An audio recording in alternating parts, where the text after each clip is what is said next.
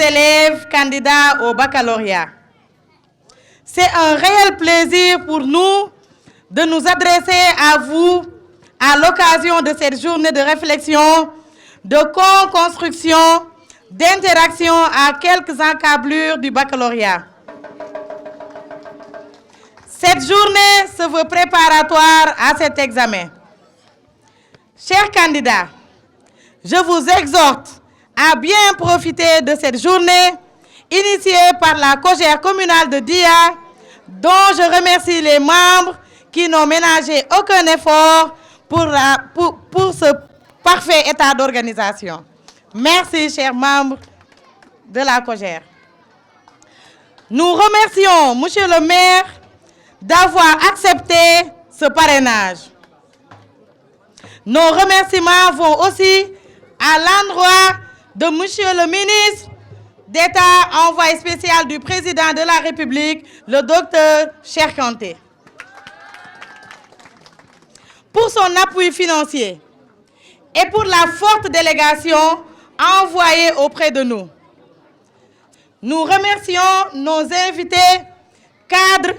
leaders politiques, sans oublier nos propres parents, la communauté tout entière. Monsieur le maire, sant nañ la gërëm nañ la jërëjëf. lu yëngalu ko yëngal ko ëpp doole tey fu ñu yegg tey Cheikh Kanté la man lu ma am Cheikh Kanté la te tey moom ci commune bi daf ñuy soutenir bu baax di ñu soutenir moom mooy suñu premier partenaire lépp lu ñuy def moom la tey suñu activité bi daf ñu ko financer balaa dara di xew donc Cheikh Kanté ñun suñu partenaire la suñu papa la suñu lépp la donc ñu ngi remercier population bi yëpp. Awa Jimbi moo jiite COJER yàlla moo ko def mais COJER bi mu jiite dafa fekk mu am kay qualité yoo xam ne moo tax jeunes yi jiital ko jiite jeune moo gën a jafe si àddina waaye loolu ça se comprend parce que yéen a wax léegi ne mu ngi nekk diggante Babacar Ngaska ak ku ñuy wax Cheikh Kanté lu mu nekk buñ ko yëgee dinañ sa dugg ndax ni mu téyee Awa ñun Awa la ñu wax te Cheikh Kanté yi doon nit ku baax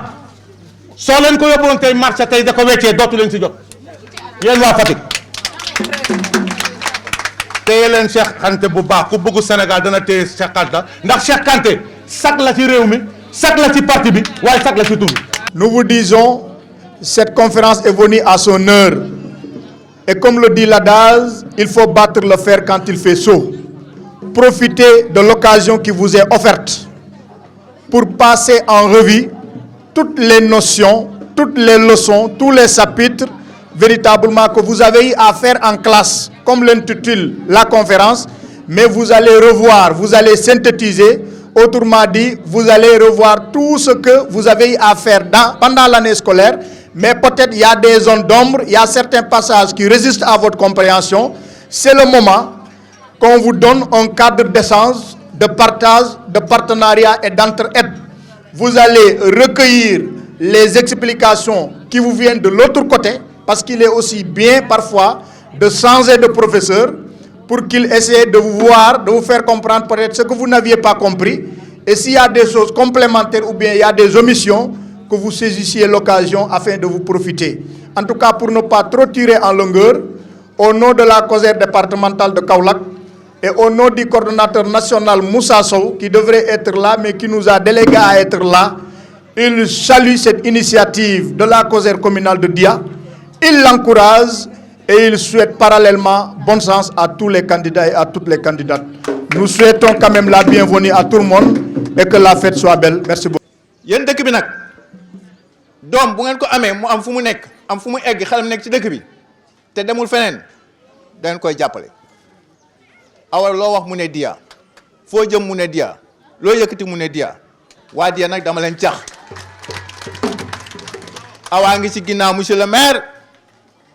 jàppale leen Awa jàppale leen monsieur le maire. ma leen di jox rek nuyoo Adja Ami Diawara madame Kanté mi nga xam ne moom dafa jël Awa def ko ni doomam def ko ni doom bu mu jur gënale ko ku mu gënalul kenn nag teg ci gelawaar yi nga xam ne ñoo toog fii di àndal ñoom. Cheikh Kanté jigéen ñaa ngi koy jàppale xale yaa ngi ko topp góor ñaa ngi ko topp mais tey dafa am ay xale yu am fulla yu am fayda yoo xam ne dañoo bëgg dara dañoo toog observer xoolaat xool ba seppaliku ñoo ne docteur Cheikh Kanté yow la ñuy waxtaanal yow la ñuy liggéeyal yow la ñuy àndal. doléance bind nañ ko te incha allahu rabbi balaa ñoo génn diya tey Cheikh Kanté na si jot parce que moyen tig yi am na lu mu ñu permettre te bu si jotee le président de la république na si jot parce que moom lépp lu nga xamante ni mooy lijjanti pour dëkk wala mu dëkk bi nekk intérêt population yi te war a egg ci président Macky Sall du ko caaxaane da koy eggee incha allah dinañ ko wax bu soobee yàlla. ministre daf ma woo ne ma yéen a ngi dem ci dëkku Awa ci biiri mbokkam mais dama bëgg nga témoignel ma Awa ni mu dëkkeek man ministre nee na mu ngi gërëm ay waajuru Awa di gërëm waa Diya parce que yar bi ngeen ko wax yar bi ngeen ko teg moom la woon ci service ba ministre nee na yàgg na ak Awa di ko jàngal pare mu nekk sama collaboratrice ci fi ma xam ne boobu laa jaar yëpp ci administration bi mais nee na Awa mosu ko def dara lu ko naqari nee na Awa gis na ci même un degré d'engagement bi nga xam ne bariwul ci ay fonctionnaires yi mu nekk nee na Awa est loyal Awa est dévoué